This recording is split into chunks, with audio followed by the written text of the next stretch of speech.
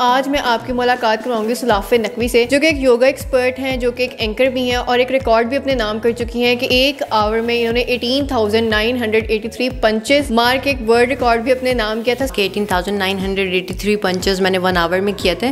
बचपन में मारने धारने का उसका शौक नहीं था, मैं रेसलिंग देखती होती थी, ये सच है। एक दिन में आपको 30 मिनट्स कुछ ना कुछ फिजिकल एक्टिविटी करनी है। योगा जो है आपको एक लाइफस्टाइल सिखाता है, योगिक डाइट, योगिक चाय, एक अपनी चीजें होती हैं उसकी। जब सूरज गुरूब हो जाए उसके बाद आपको कुछ नहीं खाना।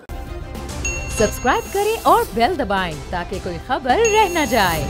अस्सलाम वालेकुम, आप देख रहे हैं बोल न्यूज़। मैं हूं वजीहा नजम। आज मैं आपकी मुलाकात करवाऊंगी सुलाफे नकवी से, जो कि एक योगा एक्सपर्ट हैं, जो कि एक एंकर भी हैं और एक रिकॉर्ड भी अपने नाम कर चुकी हैं कि एक आवर में इन्होंने 18,983 पंचेस मार के एक वर्ल्ड रिकॉर्ड भी अपने नाम किया था। सुलाफे से बात करते हैं और जानते हैं कि आजकल के दौर में योगा और एक्सरसाइजेस कितनी ज़्यादा इंपॉर्टेंट है और जो रिकॉर्ड इन्होंने बनाया है एक नया, उसके बारे में इनसे बात करते हैं। एक लड़की हो के इस तरह का रिकॉर्ड बनाना। सबसे पहले सुलाफे अपने बारे में थोड़ा बताएं कि आप क्या क्या क्या क्या क्या करती हैं। मैं योगा करवाती हूँ, मैं फिटनेस एक्सपर्ट भी मुझे लोग बोलते हैं, होलिस्टिक कोच बोलते हैं, मेटाफिजिशियन बोलते हैं, वर्ल्ड चैंपियन मुझे इसलिए कहा जाता है, जिस तरह आपने इंट्रो में कहा कि 18,983 पंचेस मैंने 1 आवर में किए थे।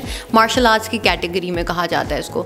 2021 में गिनीज वर्ल्ड रिकॉर्ड्स वालों ने उसे फीचर दोबारा से किया अपने रिकॉर्ड्स में, बेस्ट ऑफ द बेस्ट के नाम से, और वो पाकिस्तान से था। ज़ाहिर एक लड़की ने ये रिकॉर्ड बनाया तो मेरे लिए बहुत बड़ी बात थी। इसके अलावा मैं माइंड साइंसेज एक्सपर्ट हूँ कि माइंड साइंसेज में चाहे जितनी भी एनर्जी वर्क हो, आपकी रेकी हीलिंग हो, या आप समझ लें साइकोलॉजी से थोड़ा सा बियॉन्ड है, लेकिन ये बिल्कुल उसी तरह ह्यूमन साइकी को समझना, उसकी पर्सनैलिटी को समझना, उसकी काउंसलिंग करना जैसे एक लाइफ कोच करता है, फिर उसके हीलिंग के तरीके होते हैं। मुझे अपनी फील्ड्स इसीलिए ये सारी इसलिए पसंद है कि ये सिर्फ प्रॉब्लम पर बात नहीं करती, ये सोल्यूशन बताती हैं साथ साथ। सुलाफे, सबसे पहले जो रिकॉर्ड आपने बनाया उसके बारे में बात कर लेते हैं। बचपन से ही आप लड़ाई झगड़े में आगे आगे थी कि आपने पंचेस वाला रिकॉर्ड, क्योंकि लोग रिकॉर्ड बनाते हैं, कोई किसी ने टॉप कर लिया, किसी ने CSS के किसी एग्जाम में टॉप किया, किसी ने कुछ किया, लड़कियों ने मोस्टली, लेकिन आपने एक बड़ा डिफरेंट चीज़ में अपना रिकॉर्ड बनाया। बचपन में मारने धारने का उसका शौक नहीं था, मैं रेसलिंग देखती होती थी, ये सच है। उसके बाद मैं मार्शल आर्ट्स में सेल्फ डिफेंस के लिए आई थी एक्चुअली, बिकॉज हालात इस तरह के हैं तो हम ज़्यादा बस बात करते रहें कि आपको अपनी हिफाजत करनी चाहिए, लेकिन हिफाजत कैसे करनी चाहिए। मुझे था सेल्फ डिफेंस सीखूं और उसके बाद लोगों को सिखाऊं। जैसे ही कोई अगर मुझे लगे कि वार्न करने के बावजूद बाज नहीं आ रहा या कोई किसी को तंग कर रहा है, इवन मेरे एरिया में लोग मुझे जानते हैं बड़े अच्छे तरीके से, तो फिर होता है कि वार्न किया, बाज नहीं आ रहा, उसके बाद आप फिर अपना डिफेंस करें। उसके बाद फिर आप अपने जो भी आपने सीखा है ना, आप फिर उस पर आजमा सकते हैं और सामने वाले की खिदमत कर सकते हैं। तो ट्रेड्स थी मुझ में, लेकिन लड़ाका नहीं, पॉजिटिव वे में यूज़ करती थी तब भी। अच्छा सुलाफे, बहुत से लोग हैं जो सेल्फ डिफेंस की लड़कियां ट्रेनिंग नहीं ले पाती, कहीं पे जाके सीख नहीं पाती हैं। अगर 1-2 टिप्स आप उन्हें दें कि अगर उनको लगे कि कोई इनअप्रोप्रिएट टच कर रहा है, उसमें वो कंफर्टेबल नहीं है, या उनको लग रहा है कि अगले बंदे के से कुछ ऐसे जेस्चर्स हैं जो कि वो कुछ ऐसा करने वाला जिससे वो अनकंफर्टेबल फील कर सकती हैं, तो पहला स्टेप उनको क्या लेना चाहिए लड़कियों को?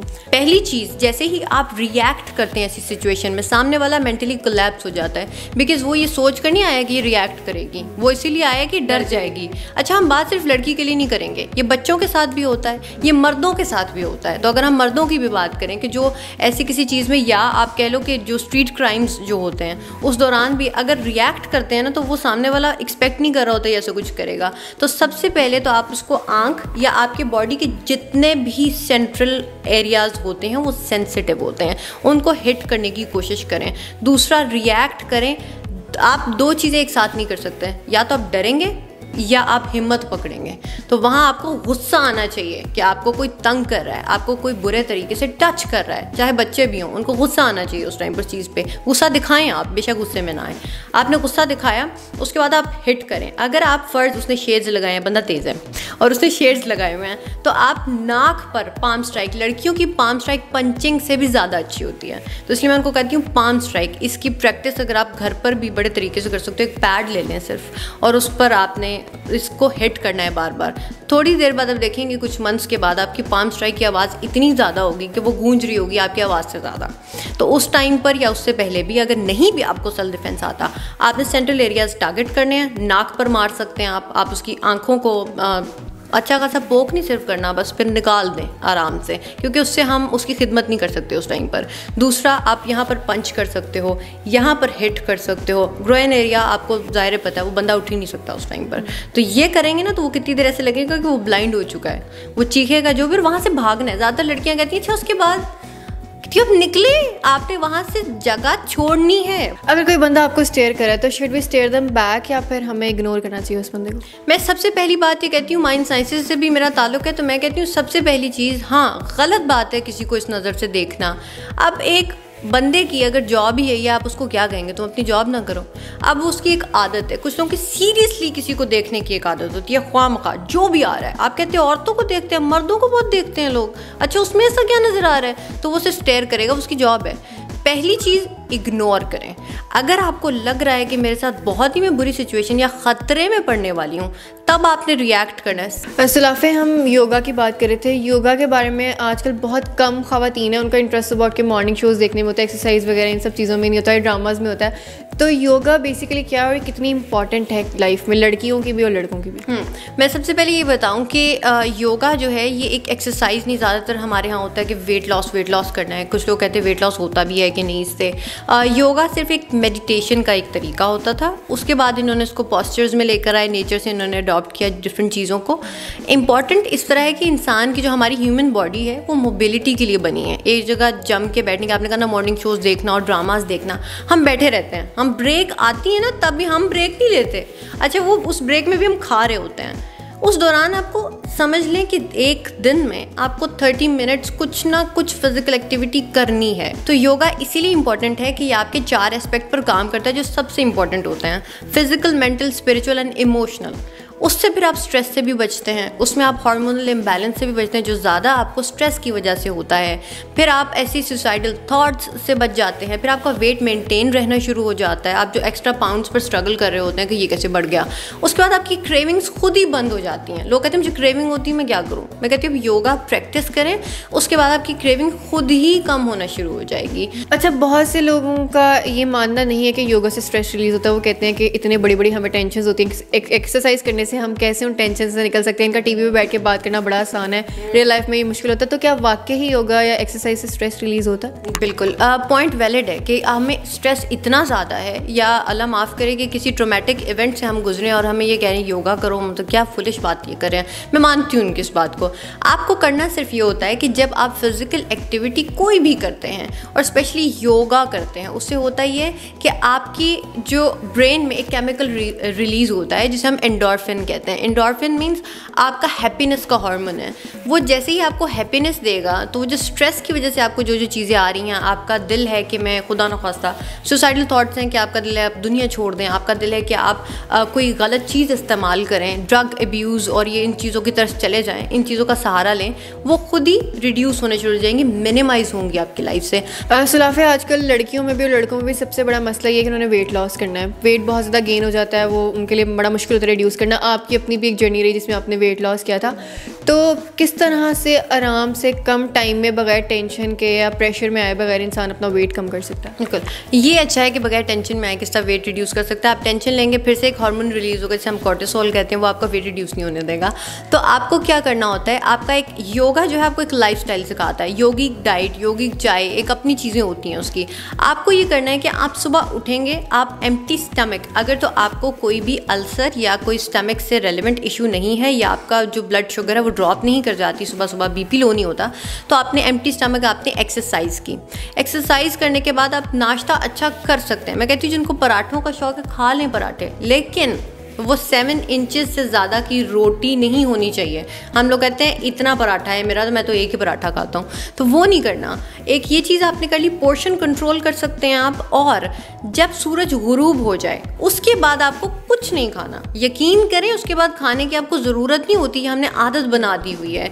नींद और खाना आप जितना बढ़ाएंगे बढ़ेगी, जितना कम करेंगे हो जाएगी। और स्लीप पैटर्न आपका प्रॉपर होना चाहिए। अगर आप 7 से 8 घंटे की नींद ले रहे हैं तो वो आपके लिए अच्छा है। दूसरा, पानी आपने कितना पीना है। अब हम कहते हैं पानी पियो, लोग कहते हैं मैं नहर पी जाऊँ। जितना आपका वेट है उसको आप पाउंड्स में कन्वर्ट करें, उसके बाद उसको हाफ कर दो, वो आउंसेस हैं, उतने आउंस आपने पानी पीना, उसको कप्स में कन्वर्ट करो, वो आपका पानी बनता है। अब जो अभी जिस वेट पर मैं हूँ वो 6 से 7 ग्लास बनता है, अब वो 12 ग्लास नहीं बनता। तो जितने पाउंड्स उसको हाफ करें, आउंस आएगा, आउंस को कप्स में कन्वर्ट करें। उसके बाद आप देखें कि आपकी रिक्वायरमेंट कितनी है। तो अपने पानी का, स्लीप पैटर्न, डाइट, एक्सरसाइज जब सब साथ चल रहा होगा और आप सूरज गुरूब होने के बाद खाना नहीं खाएंगे, आपका खुद ही वेट रिड्यूस होना शुरू हो जाएगा। और सुलाफे, अगर कोई लड़की मतलब है और मतलब वो मेंस्ट्रुएशन या प्रेगनेंसी वाली चीज़ से भी गुजरी है, तो उसके लिए एक्सरसाइज करना क्या सेफ़ है, योगा करना ये ठीक है कि नहीं? ये पॉइंट आपने बड़ा अच्छा रेज़ किया है कि अगर ठीक है आपको इवन मेंस्ट्रुअल क्रैम्प्स और ये सब हो रहा होता है, उस टाइम बहुत लड़की सेंसिटिव होती है, इवन अगर आप प्रेग्नेंट हैं तो तब भी बहुत ज़्यादा ही सेंसिटिव चीज़ होती है। योगा एक ऐसी आर्ट है, आप कर सकते हैं। इवन मेंस्ट्रुअल पेन अगर आप एक्सपीरियंस करें, क्रैम्प्स आप एक्सपीरियंस करें, तो उस दौरान इसके कुछ पोजेज होते हैं जो आप आराम से कर सकते हो, वो आपको एक रिलीफ देगा। जैसे मैं हूँ तो मुझे भी लोग कहते हैं कि तुम ज़्यादा खाया करो, हालांकि मैं खाती हूँ, मुझे नहीं लगता। लोग कहते हैं कि वेट गेन करो, जो बहुत ज़्यादा मोटा है उसको भी कहते हैं। तो आइडियल वेट कितना होना चाहिए इंसान का? अच्छा, मैं इस पे ये कहूँगी, मैं समझती हूँ इस बात को, ये भी वैसे by the way body shaming होती है। लोग कहते हैं हम सिर्फ कह रहे हैं कि जो बंदा ओबीस है उसको कहना बॉडी शेमिंग होती है। बेचारा जो पतला बंदा है उसको भी मत कहा करे तुम्हें कोई बीमारी तो नहीं होगी, तुम्हें ये तो नहीं हो गया, मत कहें उसको। आइडियल वेट आपका वो एक्चुअली वेट होता है जो आप, ठीक है, ये मेजरमेंट्स कैलकुलेशन अच्छी बात है आप करें। एक बंदे की हाइट 5'4" है या 5'5" है तो उसका वेट 55 होना चाहिए, 56 होना चाहिए, okay fine. But in case अगर उसका वेट इससे कम है तो आप उससे पूछें कि उसको कोई प्रॉब्लम तो नहीं है। आप कहें कि आपने टेस्ट करवाए हैं अपने, अगर उसकी विटामिन डी ठीक है, वो डेफिशिएंट नहीं है किसी भी चीज़ में, उसका बीपी लो नहीं हो रहा बार बार, उसको चक्कर नहीं आ रहे, वो हाइपर एक्टिव है, वो काम कर रहा है, तो वो उसका आइडियल वेट है। बिल्कुल ठीक है। सुलाफे, लोगों को क्या मैसेज देना चाहेंगी जिन लोगों को ये नहीं पता कि एक्सरसाइज की कितनी ज़्यादा इंपॉर्टेंस है, या योगा को इतना सीरियस नहीं लेते कि ये टाइम वेस्ट करने वाली चीज़ है, आजकल के दौर में इंपॉर्टेंट नहीं है? मैं सबसे पहले इनको यही मैसेज देना चाहूँगी कि योगा के हवाले से जो भी इनके जहन में मिथ्स बैठी हुई हैं उसको सबसे पहले क्लियर कर लें। और योगा जो है आपकी फ़िज़िकल, मेंटल, इमोशनल, स्पिरिचुअल अगर हेल्थ को आपके हील करता है और ठीक करता है तो इससे अच्छी तो कोई चीज़ नहीं होगी। आप सिर्फ अपने लिए, इसे कहते हैं सेल्फ लव, सेल्फ केयर, जो बहुत ज़्यादा ज़रूरी है, आपने वो करना है। आपने नहीं देखना मिथ है क्या है। आप एक्सरसाइज करें, हेल्दी रहें, ताकि आप लाइफ में अपने गोल्स अचीव कर सकें। और गोल्स अचीव कर रहे हैं तो दूसरों को भी साथ अपलिफ्ट करें, जज ना करें।